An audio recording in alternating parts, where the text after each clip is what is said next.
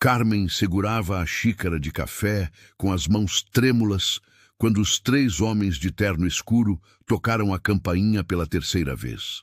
Através da fresta da cortina, ela podia ver suas expressões sérias, as pastas de couro nas mãos, a forma como olhavam diretamente para sua janela, como se soubessem que ela estava ali. O que mais a assustava não era o fato de terem vindo procurá-la, era o fato de ela saber exatamente por quê. 3 dias antes, Carmen havia acordado como sempre às 5:30 da manhã, no seu apartamento de 2 cômodos, na Vila Madalena. O ritual era sempre o mesmo há 2 anos.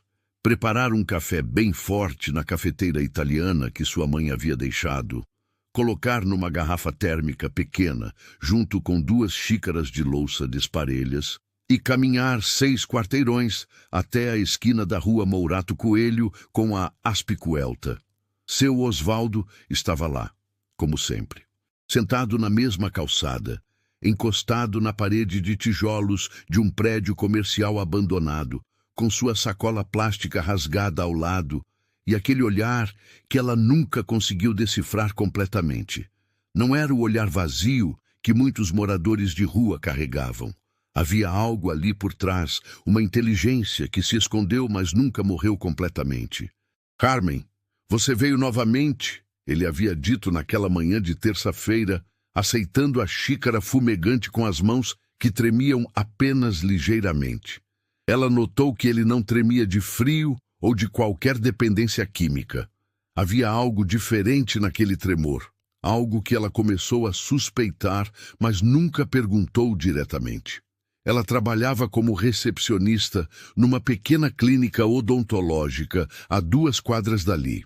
Não ganhava muito, e gastar R$ 5 todo dia em café para um desconhecido definitivamente pesava no orçamento apertado. Mas havia algo em seu Osvaldo que a impedia de parar. Talvez fosse a forma educada como ele sempre agradecia, ou o jeito que seus olhos se iluminavam minimamente quando a via se aproximando todas as manhãs. O estranho era que nos últimos 2 anos ele nunca havia pedido comida, dinheiro ou qualquer outra coisa. Apenas aceitava o café, conversava alguns minutos sobre coisas banais como o tempo ou o movimento da rua, e depois se despedia com um cumprimento formal que parecia deslocado naquele contexto. Naquela terça-feira, porém, seu Osvaldo havia feito algo que a deixou inquieta pelo resto do dia. Quando ela se levantou para ir trabalhar, ele segurou gentilmente seu pulso por 1 segundo e disse algo que a fez parar completamente. "Carmen, você é uma pessoa muito boa. Nunca se esqueça disso, independente do que acontecer nos próximos dias." Ela havia tentado perguntar o que ele quis dizer, mas ele apenas sorriu de forma melancólica e voltou a beber seu café em silêncio. Durante todo o expediente, ela não conseguiu tirar aquela frase da cabeça. Havia algo profético naquelas palavras, como se ele soubesse de algo que ela não sabia. Na quarta-feira, quando chegou no local de sempre, seu Osvaldo não estava lá. Era a primeira vez em 2 anos que isso acontecia. Carmen ficou parada na calçada por quase 15 minutos, olhando para os 2 lados da rua, esperando que ele aparecesse como sempre aparecia. Mas ele não veio. Começou a perguntar para os comerciantes da região. O dono da padaria disse que tinha visto um homem idoso sendo levado por 2 rapazes na noite anterior, mas não soube dizer se era a mesma pessoa. A mulher da banca de jornal disse que já havia notado que o morador de rua que ficava naquela esquina sumiu, e que achava melhor assim porque estava dando má impressão para os clientes. Carmen sentiu uma angústia crescente no peito. Passou o dia inteiro na clínica pensando em seu Osvaldo, imaginando se ele estava bem, se precisava de ajuda, se havia acontecido alguma coisa grave. Quando voltou para casa naquela noite, decidiu que no dia seguinte faria mais perguntas, talvez até procurasse em albergues ou hospitais da região. Na quinta-feira de manhã, ela nem conseguiu tomar café direito. Saiu de casa mais cedo e foi direto para a esquina, com a esperança secreta de encontrá-lo novamente, sentado na calçada. mas o lugar continuava vazio. Havia apenas uma pequena mancha escura no chão onde ele costumava ficar, como se alguém tivesse derramado líquido ali. Foi então que ela decidiu fazer algo que nunca havia feito antes: vasculhar a sacola plástica rasgada que seu Osvaldo sempre carregava e que havia ficado ali, esquecida, atrás de uma pilha de entulho. Suas mãos tremeram quando abriu a sacola. Dentro havia muito pouca coisa.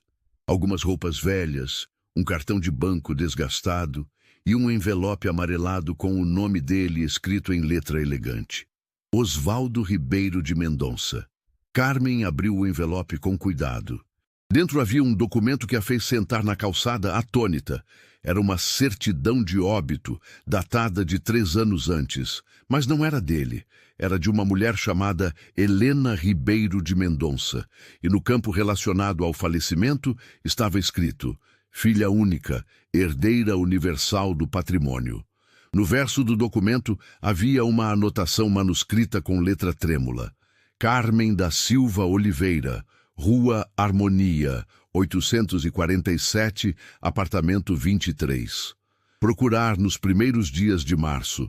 Era seu nome. Era seu endereço exato. E março havia começado há 2 dias. Ela guardou os documentos na bolsa e correu para casa, sentindo o coração bater descompassado. Como era possível que seu Osvaldo soubesse onde ela morava? Porque ele tinha seu nome e endereço anotados. E quem era Helena Ribeiro de Mendonça? Durante a tarde, tentou pesquisar o nome na internet da clínica, mas não encontrou nada relevante. Osvaldo Ribeiro de Mendonça também não aparecia em lugar nenhum. Era como se ambos existissem apenas naqueles papéis amarelados que agora estavam guardados em sua gaveta. Naquela noite, ela mal conseguiu dormir.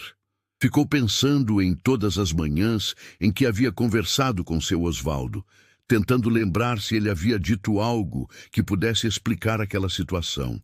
Mas ele sempre fora muito reservado, falando apenas sobre coisas superficiais, nunca revelando nada sobre sua vida pessoal ou seu passado. Na sexta-feira de manhã, ela decidiu não ir trabalhar. Ligou para a clínica dizendo que estava passando mal e ficou em casa, tentando entender o que estava acontecendo. Passou horas olhando pela janela, com a sensação estranha de que estava sendo observada. Foi por volta das 2 da tarde que os 3 homens apareceram. Carmen reconheceu imediatamente que se tratava de advogados. Havia algo na postura, na forma de se vestir, na maneira como carregavam as pastas que deixava isso óbvio. Mas o que a deixou realmente nervosa foi perceber que eles não pareciam estar procurando o endereço. Eles sabiam exatamente onde estava sua janela e olhavam diretamente para ela. Quando tocaram a campainha pela primeira vez, ela não atendeu. Ficou escondida atrás da cortina, observando. Eles conversaram entre si por alguns minutos, consultaram alguns papéis e tocaram novamente. Na segunda vez, um deles gritou seu nome. Senhora Carmen da Silva Oliveira. Sabemos que a senhora está em casa. Precisamos conversar sobre uma questão de herança muito importante. A palavra herança fez seu estômago dar uma volta. Ela pensou imediatamente em seu Osvaldo, nos documentos que havia encontrado, naquela anotação com seu nome e endereço, mas ainda assim não desceu para abrir a porta. Na terceira vez que tocaram a campainha, ela estava segurando a xícara de café com as mãos trêmulas, tentando decidir se deveria atender ou não. Foi quando um dos advogados falou algo que a fez engasgar com o café. Senhora Carmen, o senhor Osvaldo Ribeiro de Mendonça nos deixou instruções muito específicas antes de falecer. A senhora foi designada como única beneficiária de um patrimônio considerável. Mas precisamos esclarecer alguns detalhes sobre a origem dessa decisão. Seu Osvaldo havia morrido e, de alguma forma impossível de compreender, havia deixado alguma coisa para ela. Carmen desceu as escadas com as pernas bambas, ainda tentando processar o que havia ouvido. Quando abriu a porta, os 3 homens a cumprimentaram com uma seriedade que beirava o solene. Senhora Oliveira, sou o Dr. Marcelo Santos. Este é o Dr. Fernando Lima e aquele é o Dr. Roberto Cardoso. Somos do escritório Santos, Lima e Cardoso, responsáveis pelo inventário do Sr. Osvaldo Ribeiro de Mendonça. Podemos conversar? Ela os levou para a pequena sala do apartamento, ofereceu café que todos recusaram e se sentou na ponta do sofá, esperando uma explicação que fizesse algum sentido. O Dr. Marcelo abriu uma das pastas e retirou vários documentos. Senhora Oliveira, o Sr. Osvaldo era proprietário de 3 imóveis na região central de São Paulo, além de uma conta bancária com valor considerável. Ele faleceu na última segunda-feira no Hospital das Clínicas e deixou um testamento muito específico. Carmen sentiu o mundo girar ligeiramente. Segunda-feira havia sido o último dia em que ela viu seu Osvaldo. Ele havia segurado seu pulso e dito aquela frase estranha sobre ela ser uma pessoa muito boa. Mas como é possível que ele tivesse propriedades? Ele vivia na rua há anos. O Dr. Fernando se manifestou pela primeira vez. Na verdade, senhora, o Sr. Osvaldo não vivia na rua por necessidade. Ele havia escolhido viver daquela forma depois que perdeu a filha em um acidente. Helena Ribeiro de Mendonça morreu há 3 anos em um atropelamento na Marginal Pinheiros. Depois disso, ele entrou em depressão profunda e decidiu abandonar sua vida anterior. Mostrou-lhe uma foto. Era seu Osvaldo, mas muito diferente. Cabelos bem cortados, terno elegante, sorrindo ao lado de uma jovem que devia ter uns 30 anos. Ambos estavam em frente a um prédio comercial que Carmen reconheceu como sendo na região da Paulista. Ele era engenheiro civil, tinha uma empresa de construção civil muito bem-sucedida. Quando perdeu a filha, vendeu a empresa, mas manteve os imóveis que já possuía. Passou a viver de forma muito simples, quase como um morador de rua, porque sentia culpa por estar vivo enquanto a filha não estava. O Dr. Roberto abriu outra pasta. O testamento é muito claro, senhora Oliveira. Ele observou a senhora durante 2 anos, todos os dias. Ficou impressionado com sua gentileza constante, com o fato de a senhora nunca ter feito perguntas sobre sua situação, nunca ter tentado tirar proveito dele de forma alguma. Ele anotava tudo em um diário. Mostrou-lhe um caderno pequeno. Carmen reconheceu a letra. Era a mesma da anotação que havia encontrado no envelope. Março 15. Carmen trouxe café novamente. Estava chovendo, mas ela veio assim mesmo. Não perguntou nada sobre mim, apenas conversou sobre o tempo. É raro encontrar alguém que faz o bem sem esperar nada em troca. Abril 3. Hoje, Carmen parecia preocupada com algo, mas ainda assim trouxe o café. Perguntou se eu estava bem. É a primeira pessoa em 3 anos que demonstra preocupação genuína comigo. Maio 20. Carmen perdeu o ônibus por causa dos minutos que passou comigo. Vi quando ela correu para tentar alcançar o ônibus, mas não conseguiu. Mesmo assim, voltou e terminou nosso café. Isso diz muito sobre o caráter dela. Havia dezenas de anotações similares, 2 páginas inteiras para cada mês dos últimos 2 anos. Carmen se deu conta de que, sem perceber, havia sido observada e analisada durante todo esse tempo, mas não de forma invasiva ou estranha, de forma respeitosa, como alguém que estava tentando entender a natureza humana. O Dr. Marcelo continuou. No final do diário, ele escreveu suas instruções finais. Queria que a senhora herdasse tudo, mas com uma condição muito específica. Que condição? A senhora deve continuar fazendo a mesma coisa que fazia com ele. Encontrar alguém que precise de ajuda, de forma simples e constante, sem esperar nada em troca. Ele acreditava que isso era o que mantinha a esperança da humanidade viva. Carmen sentiu os olhos marejarem. Durante 2 anos, ela havia simplesmente levado café para um homem que pensava precisar de companhia. Nunca imaginou que, na verdade, ele estava observando sua capacidade de ser gentil de forma desinteressada. O doutor Fernando entregou-lhe uma chave. Este é o apartamento dele na Rua Augusta. Está completamente mobiliado e quitado. Os outros 2 imóveis estão alugados e geram uma renda mensal que permitirá que a senhora viva de forma confortável, sem precisar se preocupar com dinheiro. E a conta bancária tem valor suficiente para qualquer emergência que possa surgir, complementou o Dr. Roberto. Carmen segurou a chave com as 2 mãos. Era uma chave simples, dourada, com um chaveiro pequeno que tinha a foto de Helena. Posso perguntar uma coisa? Por que vocês demoraram tanto para me procurar? Ele morreu na segunda-feira e hoje é sexta. O Dr. Marcelo sorriu pela primeira vez. Também havia instruções sobre isso. Ele pediu para esperarmos alguns dias para ver como a senhora reagiria ao desaparecimento dele. Queria ter certeza de que a senhora se preocuparia genuinamente e não ficaria aliviada por não precisar mais gastar dinheiro com café. E o que aconteceu? Nós a observamos nesses últimos dias. Vimos a senhora procurar por ele, perguntar para os comerciantes, ficar visivelmente preocupada. Isso confirmou tudo o que ele havia escrito sobre seu caráter. Carmen ficou em silêncio por um longo tempo, processando tudo o que havia ouvido.